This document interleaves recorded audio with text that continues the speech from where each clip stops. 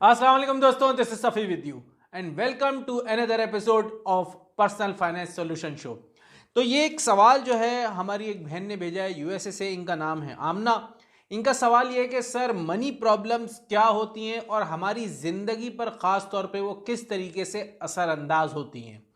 बहुत ज़बरदस्त सवाल है। मनी प्रॉब्लम्स वाक़ईतन बिल्कुल उसी तरह होती हैं जिस तरीके से हमारी ज़िंदगी में और दूसरी प्रॉब्लम्स भी होती हैं।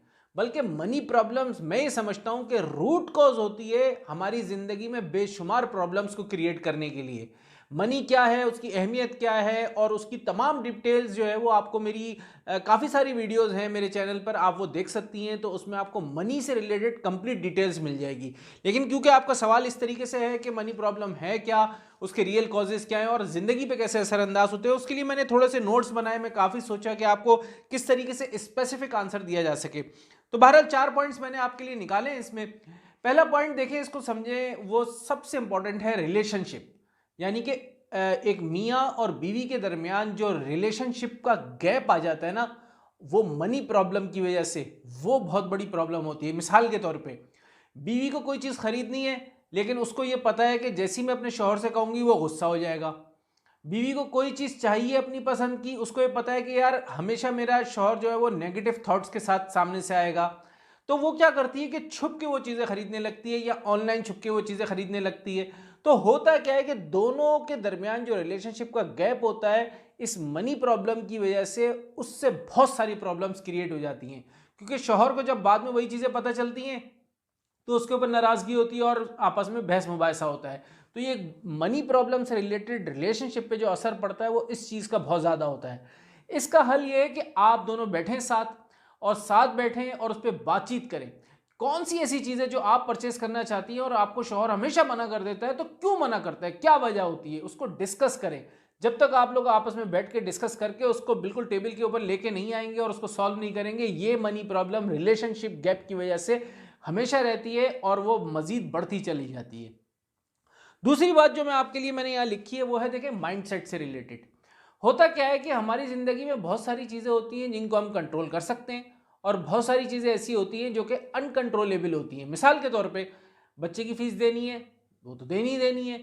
घर के बिजली का बिल भी देना है। उसके अलावा अगर घर रेंट पे तो उसको उसका किराया भी देना है। लेकिन कंट्रोल कैसे किया जा सकता है, यानी कि आप बिजली को सही इस्तेमाल कर सकते हैं। इसकी मैंने कंप्लीट डिटेल्स, मेरी पूरी सीरीज़ अभी मैंने जो है वो कुछ दिनों पहले लगाई थी अपने चैनल पर कि easy ways to save money. उसको ज़रूर देखें। उसमें बेशुमार टेक्निक्स, तकरीबन 20 टेक्निक्स मैंने बिल्कुल घरेलू औरतों के लिए ख़ास तौर पे और जो है घर के जो फैमिली मैटर्स हैं उससे रिलेटेड बताएं, बड़े आसान, जिससे आप बहुत सारे पैसे बचा सकते हैं।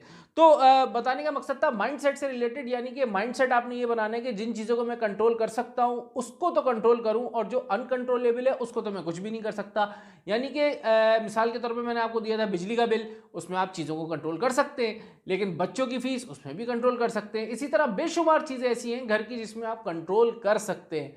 तो कंट्रोल करना स्टार्ट करें मिलकर, अपने मियाँ बीवी, माँ बाप, भाई बहन जो भी सब साथ रहते हैं, कम से कम वो चीज़ें जो कि कंट्रोलेबल है उसके ऊपर काम करना शुरू करें। तीसरी चीज़ जो मैंने आपके लिए लिखी है, देखें, ये मसला हमेशा आता है अबंडेंस और स्कार्सिटी का। यानी कि कुछ लोगों का माइंडसेट ये होता है, वो हर चीज़ पे कहते हैं यार हो जाएगा कोई मसला नहीं है, अरे ये मैं ये भी कर दूंगा, हो जाएगा कोई मसला नहीं है, इसके लिए पैसे चाहिए, हो जाएगा, मसला नहीं है। और कुछ लोगों का दिमाग ये होता है कि वो समझते हैं सारी ज़िंदगी के बाद समझ लें कि क़यामत तक उनको इस दुनिया में रहना है, वो एक एक पैसा बचाने के चक्कर में लगे रहते हैं, कंजूसी करते हैं। तो दोनों में जो लोग एक्सट्रीम पर चले जाते हैं ना, उसकी वजह से बहुत ज़्यादा प्रॉब्लम्स घर के अंदर क्रिएट हो जाती हैं, मनी प्रॉब्लम्स क्रिएट हो जाती हैं, जिसकी वजह से रिलेशनशिप्स के ऊपर असर पड़ना शुरू हो जाता है। तो आपको बैलेंस में रहना है, बैलेंस लाइफ लेके चलें, तो ही जो है आपके मामला सही रहेंगे। आखिरी पॉइंट वो सेविंग से रिलेटेड है। देखें, जो लोग सेव नहीं करते ना, मैंने अभी आपको बताया कि सेविंग की पूरी सीरीज में लगा चुका हूं, उसको ज़रूर देखें।